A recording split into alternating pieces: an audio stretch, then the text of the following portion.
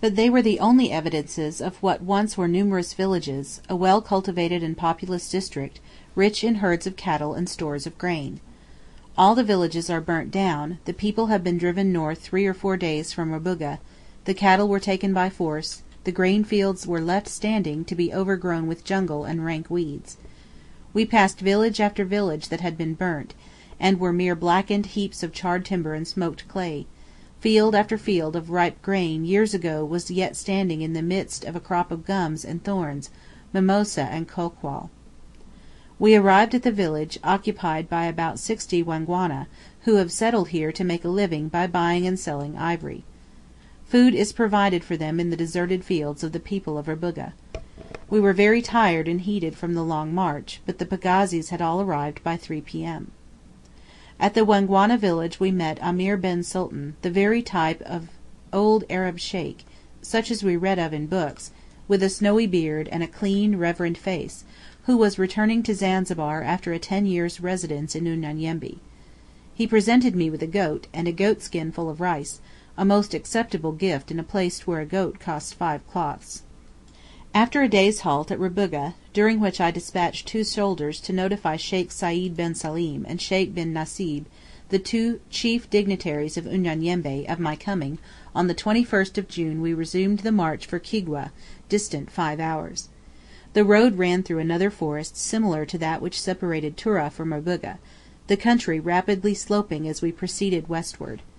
Kigwa we found to have been visited by the same vengeance which rendered Rubuga such a waste.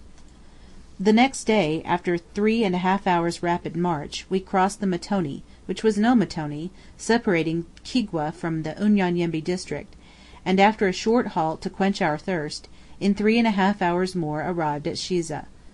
It was a most delightful march, though a long one, for its picturesqueness of scenery which every few minutes was revealed, and the proofs everywhere we saw of the peaceful and industrious disposition of the people.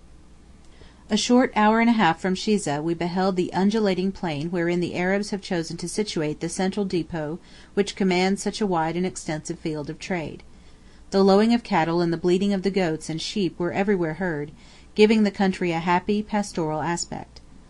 The Sultan of Shiza desired me to celebrate my arrival in Unyanyembe with a 5-gallon jar of pombe, which he brought for that purpose. As the pombe was but stale ale in taste and milk and water in colour, after drinking a small glassful I passed it to the delighted soldiers and pagazis. At my request the Sultan brought a fine fat bullock, for which he accepted 4½ doti of Merikani. The bullock was immediately slaughtered and served out to the caravan as a farewell feast. No one slept much that night, and long before the dawn the fires were lit, and great steaks were broiling, that their stomachs might rejoice before parting with the Musungu, whose bounty they had so often tasted. 6 rounds of powder were served to each soldier and pagazi who owned a gun, to fire away when we should be near the Arab houses. The meanest pagazi had his best cloth about his loins, and some were exceedingly brave in gorgeous ulya kombiza pagonga, and crimson jawa, the glossy rahani, and the neat dabwani. The soldiers were mustered in new tarbushes, and the long white shirts of the Mrima and the island.